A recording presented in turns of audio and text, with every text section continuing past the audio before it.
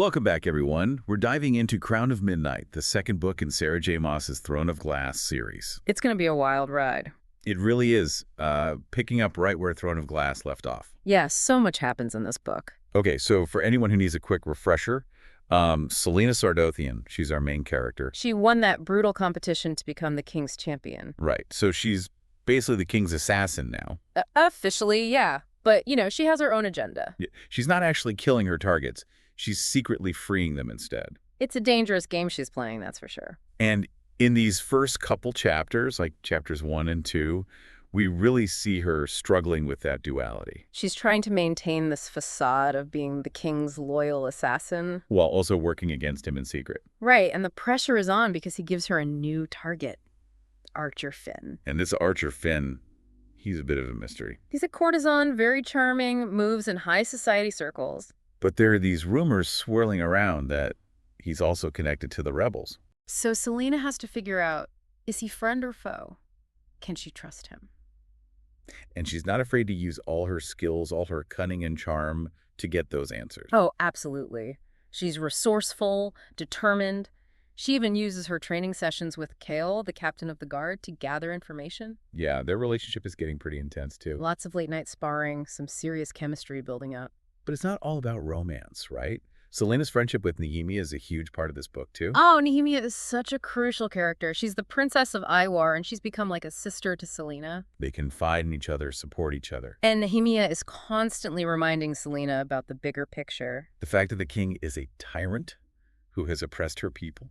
And she's really pushing Celaena to join the rebellion, to fight for something more than just her own freedom. Which is a huge internal conflict for Celaena. Yeah, because she spent so long as a slave in the salt mines of Endovir. She craves freedom more than anything. And the thought of committing to a cause, possibly risking her life, it's a lot for her to process. Especially in Chapter 6, when Nehemia makes a direct plea for Celaena's help. She begs her to help restore the rightful king of Iowa to his throne. But Celaena hesitates. She's not ready to give up her hard-won freedom. And that decision, it really puts a strain on their friendship. Things take a dark turn after that, like in Chapter 7, Chaol goes missing. And a ransom note appears, leading Celaena to a confrontation with Archer. And that's when she realizes it's a trap. It turns out Archer is involved in this plot to question Nehemia about the rebels. And then, Chapter 8, oh man, Nehemia is murdered. It's brutal. Devastating. Celaena's world completely shatters. She's consumed by grief and rage. She lashes out at Chaol, blaming him for not protecting Nehemia. Their relationship really fractures after that. It's a turning point for Celaena, though. This loss fuels her desire for vengeance. She's determined to hunt down Nehemia's killer no matter the cost. And that's exactly what she does in Chapter 9. She finds Grave, the assassin who killed Nehemia. And she doesn't hesitate to torture him until he reveals who hired him. And who was it? Minister Mullison, a high-ranking official in the king's court. Talk about a shocking reveal. Celaena takes this information straight to the king. She presents him with Graves' head as proof of the minister's betrayal. It's a bold move, a risky move. But it earns her a strange kind of respect from the king. Yeah, it reinforces her position as his champion, but it also shows how far she's willing to go to get justice. Then in Chapters 10 and 11, we see Celaena starting to delve deeper into those riddles from the first book. Remember those cryptic clues Queen Elena left behind? Right. And she has some unexpected help along the way. Like Mort, the talking door knocker. He's such a quirky character. And of course, the spirit of Queen Elena herself is guiding Celaena. These riddles lead her to all sorts of hidden places in the castle. She uncovers secrets about Adarlan's past, about magic, about the Ward Keys. And eventually, she finds herself face-to-face with Baba Yellowlegs, The legendary witch. In Chapter 12, Baba Yellowlegs reveals a whole lot of crucial information. About the Ward Keys, about the Wired Gate, these ancient sources of powerful magic. And Celaena starts to suspect the king is trying to get his hands on this magic. Which is a terrifying thought, considering how ruthless he already is. And then, in Chapter 13, Celaena makes a drastic decision. A decision that will have major consequences. She kills Baba Yellowlegs. To protect herself. To protect Dorian, the king's son, who is secretly developing his own magic. It's a brutal act, but she feels it's necessary. It shows how far she's come from the girl who just wanted to escape the king's clutches. She's becoming more and more entangled in this fight against him. And those stakes just keep getting higher and higher. So much has happened already, and we're not even halfway through the book. Just wait, it gets even crazier from here. Archer, the mastermind behind it all. I mean, Oh. wow, talk about betrayal. It's really a turning point in the story, yeah. So what happens next? Does Celaena just let him walk away after that? Oh no, definitely not. They have to have a showdown, right? Chapter 17 is a complete whirlwind. It starts with Celaena confronting Archer, and things escalate quickly. I can imagine. She must be furious. Oh yeah, she's ready to unleash her wrath, but then, in the middle of their fight, What heavens? this monstrous creature bursts out of the portal that had been reopened in the tomb. The portal to the other world. Yes. Remember, the king's been trying to harness that dark magic. Oh, right. So this creature, it's like a demon, a Look, monster. It's something truly horrifying. And get this, it grabs Fleetfoot. No, not Fleetfoot, Celena's dog. Yep. The creature snatches him and drags him through the portal into the other world. Oh, that's awful. Poor Fleetfoot. Chaol sees this happening, and immediately, without any hesitation, he jumps into the portal after them. Wow, he's really risking his life for her and her dog. He's definitely proving his loyalty and maybe something more. Yeah, there's definitely a strong connection between them. And Celaena, well, she can't just stand there and watch. She has to go after them, right? Exactly. She knows she has to save Fleetfoot and Call. Even if it means facing that terrifying creature in another dimension. In Chapter 18, we see her transformation. It's amazing. Transformation, what do you mean? Well, she knocks out Dorian first to keep him safe. Smart move. Then she jumps into the portal, and when she emerges on the other side, She's changed. she's tapped into her Fae heritage. She's in her true form. Faye? Wait, hold on. I thought she was human. There have been hints throughout the series about her lineage, little clues that she's not entirely human. So she's like part Faye. Yes. And now, facing this monster in the other world, her full power is unleashed. So it's Faye warrior Celaena versus this terrifying creature. It's an epic battle. And let me tell you, Fae Celaena is a force to be reckoned with. I bet. She manages to rescue Fleetfoot and Call. She does. They all escape back through the portal, sealing it behind them. Talk about a close call. But they made it back safe and sound. More or less, yes. Yep. But that experience in the other world, it changes everything, especially for Chaol. I can imagine. Seeing Celaena transform like that.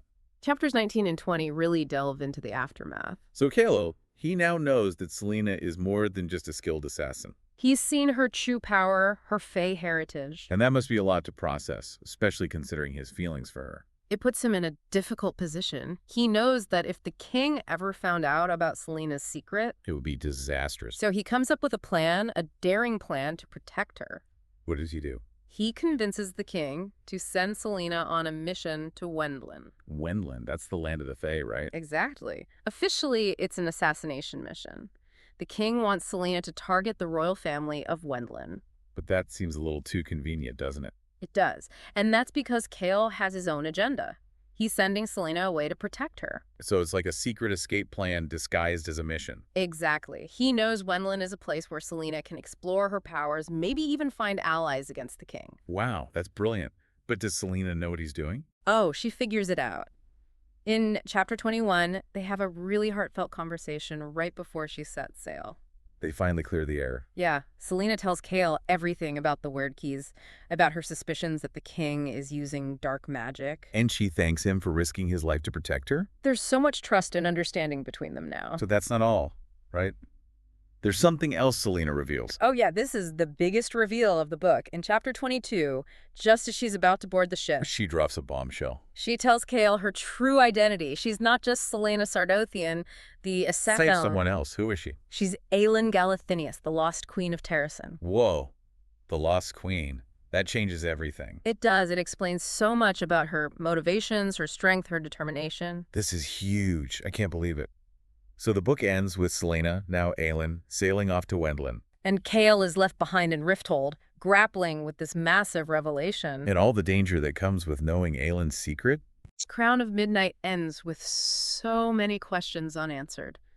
It's a real cliffhanger. What will Aelin do in Wendlin? Will she embrace her royal heritage? What about Chaol? Will he be able to keep her secret safe? I guess we'll have to wait for the next book to find out. I'm still reeling from that reveal.